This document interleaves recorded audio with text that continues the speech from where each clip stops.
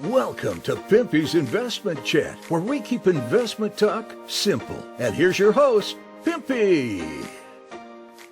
What is going on out there, peeps? Good lordy, man. I leave you guys alone for just a little bit while I deal with, it's that time of the year. Election season. There's a lot of people that I'm dealing with. When it comes to politics, there's a lot of videos that I've been involved with. And I thought to myself, you know what? I'm going to leave the whole Iraqi Dinar in the good hands of those competent content creators. And lo and behold, people are like, Pimpy, man, where are you? Things are worse. Nothing makes sense. So I said, well, let's take a peek around and see what the hell is being said real quick and see if I can figure out what the problem is. Of course, it didn't take long to figure out what the issue is. So let's go ahead and address this and I'll let you guys know the latest and the greatest with the Iraqi Dinar. I just want to give everybody a quick reminder. You can go over to Pimpy's news network. It is free for everybody. All right? Everybody has access to the videos that are on the website. I'm going to keep it free as long as possible. Just keep in mind that it does cost money to maintain. So I would appreciate it if you can afford it when you come to sign in, that you choose one of these plans. You don't have to. Again, it's free. But this will help with the cost of the website. So if you can afford it, please choose the plan. And that money goes to maintaining the website. But if you can't afford it, look, all the videos are free. There is another way in which you can assist, and that is when you go to my YouTube channel, just watch 2 or 3 or 4 videos. Let them go all the way through. That helps out the channel as well. So it doesn't cost you anything, still free. All you have to do is just watch videos. This website, Pimpy's News Network, it is free to you as well. But if you can select a plan and you feel like donating, every little bit helps with maintaining the website. I appreciate it. Before we get started, do me a favor, hit the thumbs up button. If you're not a subscriber, please do so, because when you do, it helps out the channel, and I certainly do appreciate it. If you're thinking about buying gold and silver, head on over to our friends at Miles Franklin. The link will be down below in the description. When you make your purchase, make sure you use promo code PIMPY, P-I-M-P-Y, and they'll take care of you. If you have any additional questions, you can reach us over here at this phone number or over here at this particular email. For all orders over $10,000, reach out by email and we'll make sure that you get a great deal. So come on over to Miles Franklin and add to your precious metal inventory. So I heard the Dinar Messiah just babbling on about all kinds of stupid crap. Same thing as always, pushing people into programs, charging them like $24.99. Oh well, more power to her. Nothing she says makes sense. It seems like every day when she says something, the opposite happens the very next day. So let's skip past her and let's get down to the main one. Oh yeah, let's listen to Malignant Man just a little bit so we can get things straightened away. Everybody, I just told you last night that we were going to come over and give you guys a little bit more of an update on this article I couldn't quite get to last night. So here it is. It's that article that says we should use Sassoon Heskal to control the dollar's turmoil. So basically, it's the member of the Parliamentary Finance Committee, Khatimi, says that today, Monday, the hosting of the governor of the central bank, which was yesterday, in the Finance Committee was to discuss urgent issues related to the sanctioned banks and prepare plans to rescue those banks, touching on the issue of merging banks. And he confirmed that there are instructions and controls that have not yet been implemented yet. And I like that because one of the things that Al-Alaq says, we have other measures, okay? But so it says have not yet been implemented regarding the merger of some banks with the aim of increasing their capital and raising their efficiency. Kadimi goes in a statement today to the news that says the meeting dismissed the difficulties facing travelers to obtain dollars at airports from government banks as the attendees discussed the issue of the audit platform by that K2 company and some matters that are not clear to the members of the Finance Committee, but which questions will be directed in writing to the governor. Look, the K2 company is talking about compliance, their audit firm, that are about risk management. We have a couple links in patreon.com that are in this article, so you guys, if you want to come in and see how professional these guys are and their global works, you'll be able to see where I'm coming from. See how professional they are in their global works links? Why do they need to pay you for Patreon to go to the links that you're getting from an article that's free? That doesn't make sense. Is that Iraq's going to be going international in the near future, or are they already in the process 100% as far as I'm concerned? Well, either they are international or they not. How can you talk out both sides of your neck? What do you mean like they're going international? What do you mean by that? They already are international. But this particular member of the Parliament, the Finance Committee says, his name is Dulami, confirms that the governor of the central bank, Ali Alak, confirmed that there will not be a move to reduce the dollar exchange rate at the present time. Well, why wouldn't they reduce the dollar exchange rate at this time? Well, first off, it's not Alak's job to reduce the dollar exchange rate. Now, if they wanted to reduce or increase the dinar exchange rate, now that's his job. Yes, he actually said that. And when I heard that, I damn near fell out of my chair. That's exactly the job of Alak at the Central Bank of Iraq. But I like how he twisted around. He said, well, it's not his job to change the dollar exchange rate, but he's responsible for the dinar exchange rate. He said that, not me. He doesn't realize that they're one and the same. When you control the dinar exchange rate, it affects the dollar exchange rate. Come on, militia man. So many times I try to root for you, but it just doesn't work. Okay, so the parallel market, people are focused in on this. It's like, well, they're saying the parallel market, it's a black market, illegal market, and that's the biggest focus. Well, why? Alak's not concerned about it. His advisor, Saleh, has said it many times that why? We're not concerned about it. For one, now the black market is insignificant. They've even said so. Oh no, that's wrong. I don't care where you think you got that news from. They are always focused on the parallel market, always. Because that's where a lot of these reforms and policies take place, and trying to narrow that gap between the parallel market and the current exchange rate. So that is wrong. Let's scoot ahead just a little bit. So the central bank is coming out and adding that the news that is spreading contrary to what is stated in the instructions is intended to spread chaos and confuse the citizens and undermine confidence in the national economy, which the bank is working to establish. So the central bank is telling, again, just like Saleh said, be careful on what you listen to, what you read. These news articles aren't real or correct. They're not accurate. They're doing things behind the scenes that are counter to what's being said. And all this information, this spreading of contrary work, instructions intended to spread chaos, all of that stuff, media's doing that. And this is coming from the Central Bank of Iraq.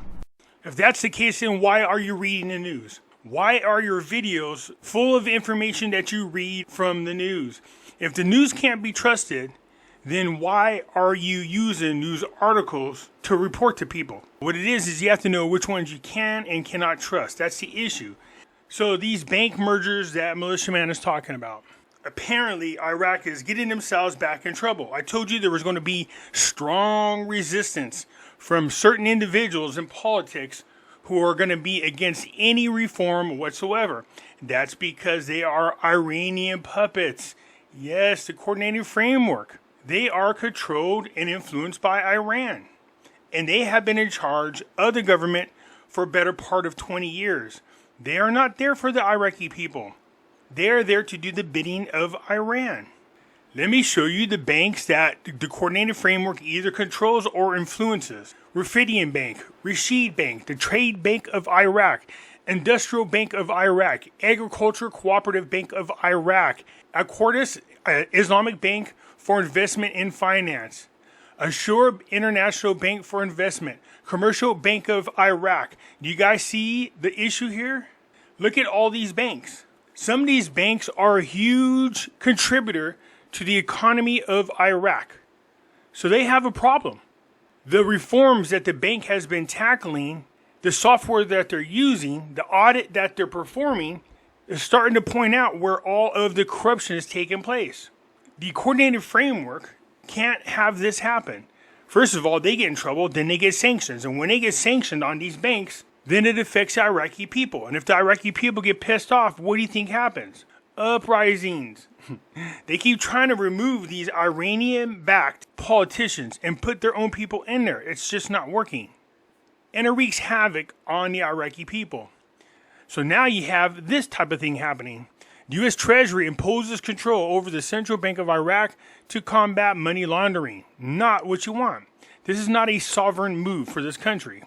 3 informed sources close to the political and parliamentary decision-making in Baghdad revealed extremely dangerous information confirming that the U.S. Treasury Department has taken a permanent headquarters in the building of the Central Bank of Iraq.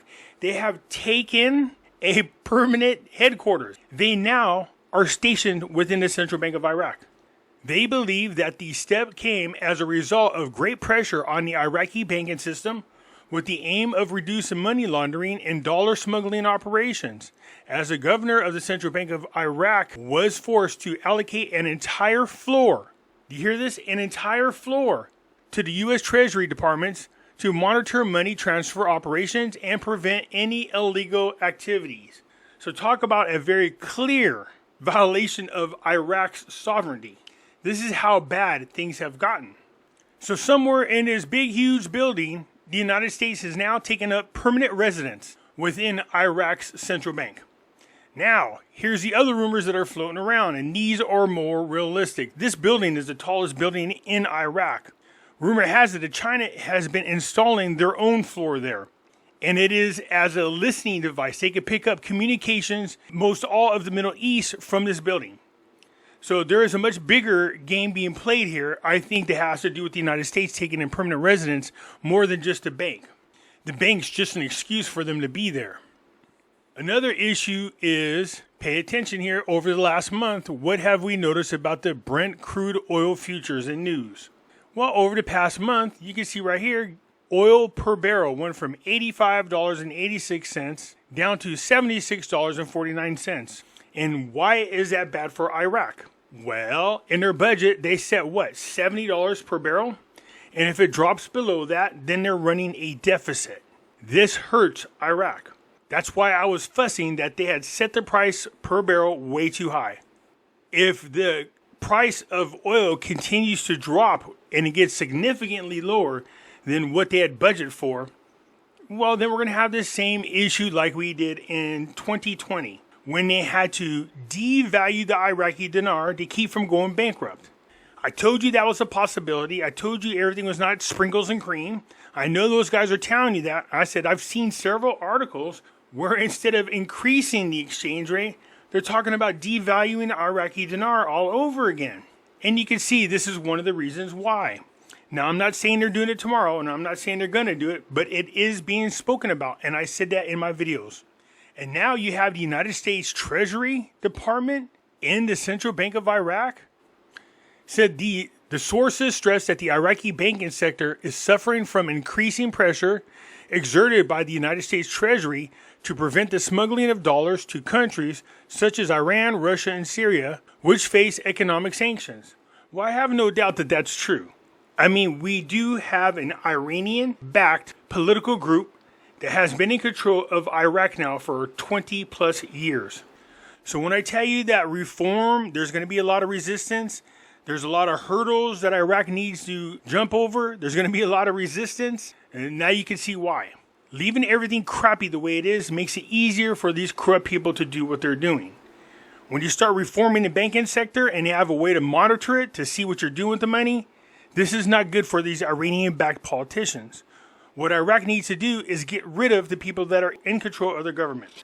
As long as a group of Iranian-backed politicians are in charge of that country, they are never going to focus on what is necessary and important for the Iraqi people.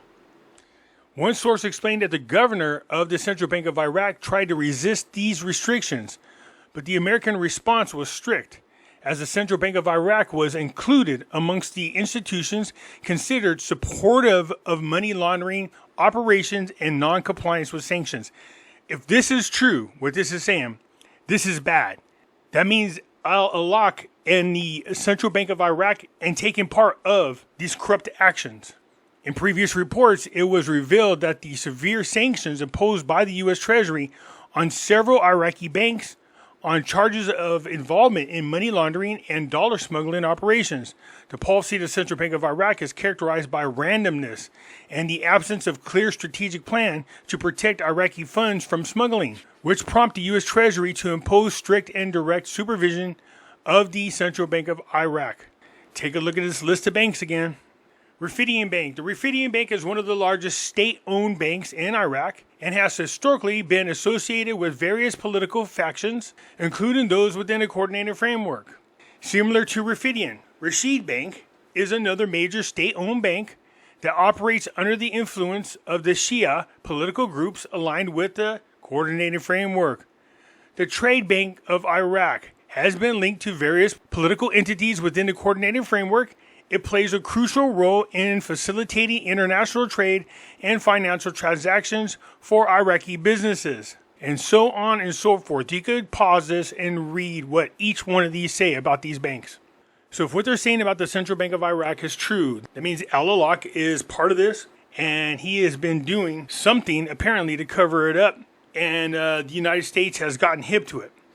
So if you're planning on retiring sometime this year because of the Iraqi Dinar exchange rate, well, put a hold on your plans for just a little bit until we get past this next year, in my opinion. With the election season coming up, and we have no idea who's going to be in charge of the country. We have no idea what kind of actions are going to be taken against Iraq. We don't know how much of this is true. But the fact that the United States Treasury has now taken up an entire floor in the Central Bank of Iraq is not a good thing at all. Anyways, I look forward to hearing what you guys got to say. I'll catch you later. I'm out.